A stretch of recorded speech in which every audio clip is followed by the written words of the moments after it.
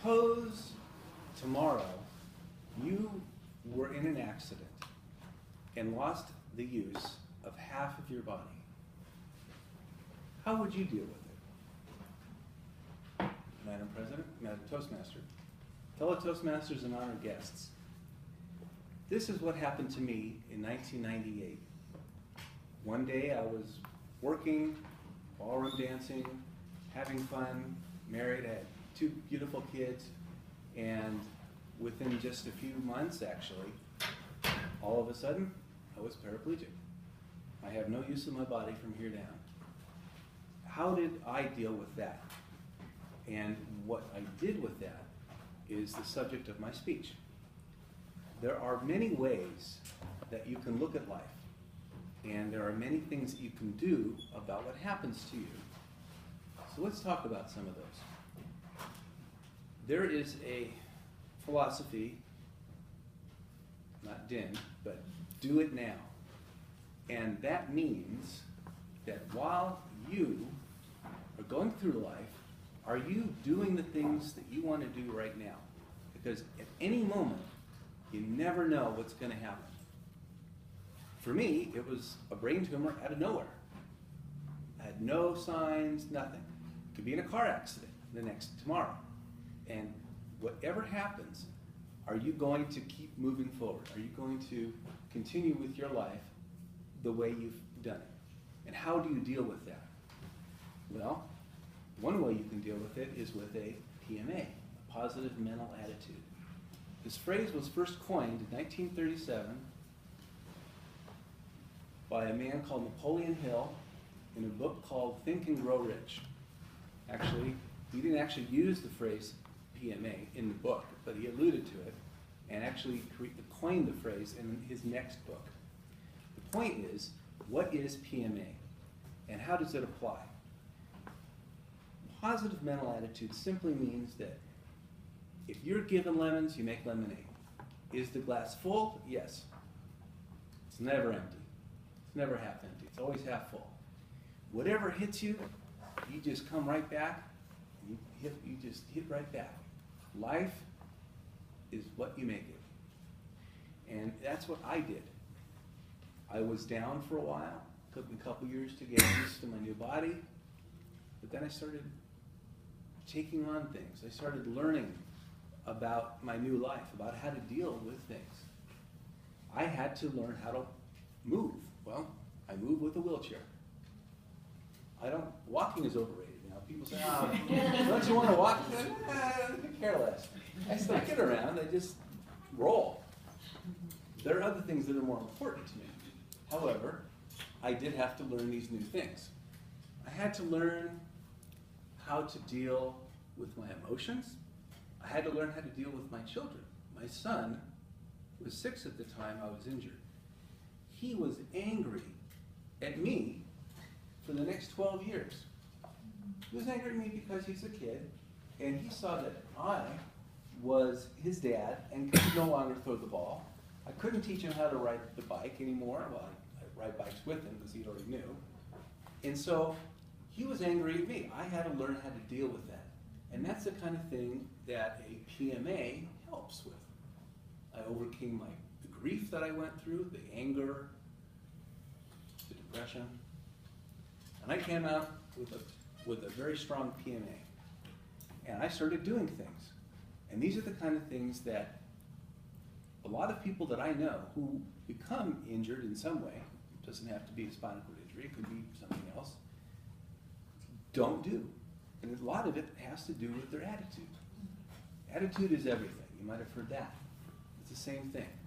If you are injured tomorrow, if you are disabled in some way tomorrow, will you have already done it now, what you wanted to do, and will you be able to proceed with a PMA? Hopefully yes, because always you want to KMF, which is keep moving forward. After I was injured, I decided that I would participate in some sporting activities that I'd never done before. So I started doing 5Ks. I'd never been in races before. Before I was injured, I danced, I was a ballroom dancer, I did swing dancing, I did personal sports, I swam a lot, I was in the gym, but I had never participated in a 5K, and I said, okay, let's see what it's like. So I rolled a 5K, and I liked it so much, I didn't do it to win, I just did it to do it. I liked it so much, I did 15 of them in the next 5 years. As I was doing those during this time, I also found out that I could get braces that would lock up my knees and lock up my hips and allow me to stand up, be vertical, and with forearm crutches I could walk. Now I walked stiff-legged. I mean, by moving my hips forward, I would actually, I didn't bend at the knees, what I'm saying.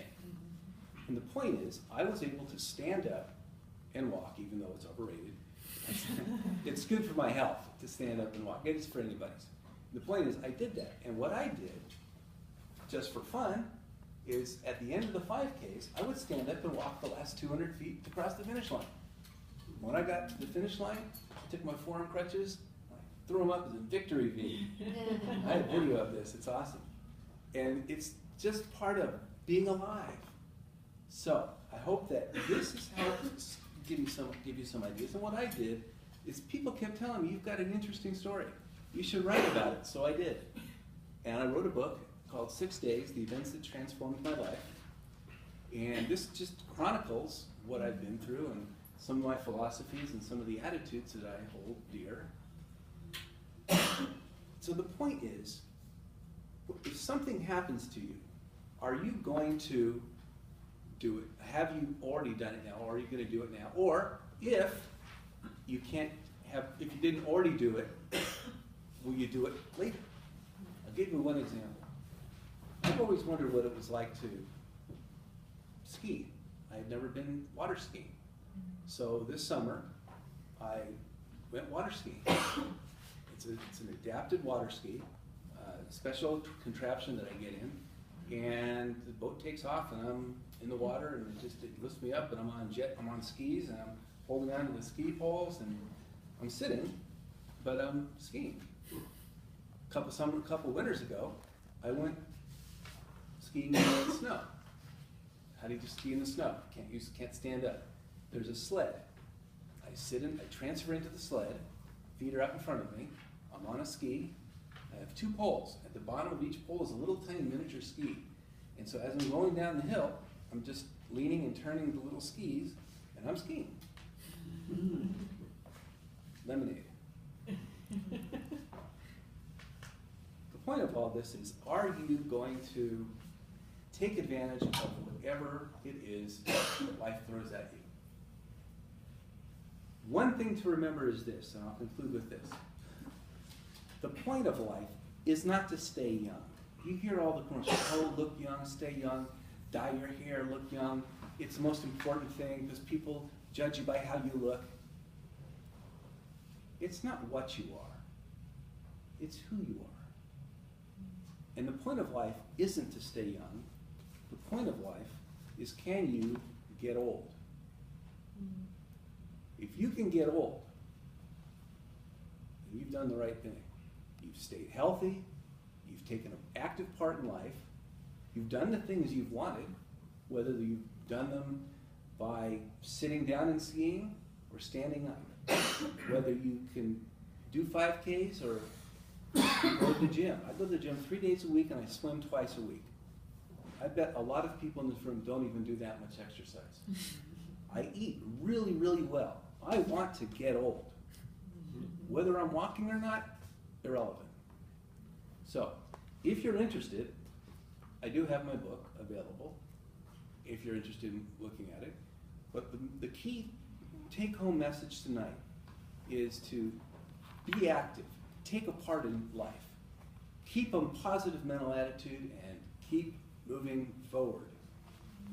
And I'm Toastmaster.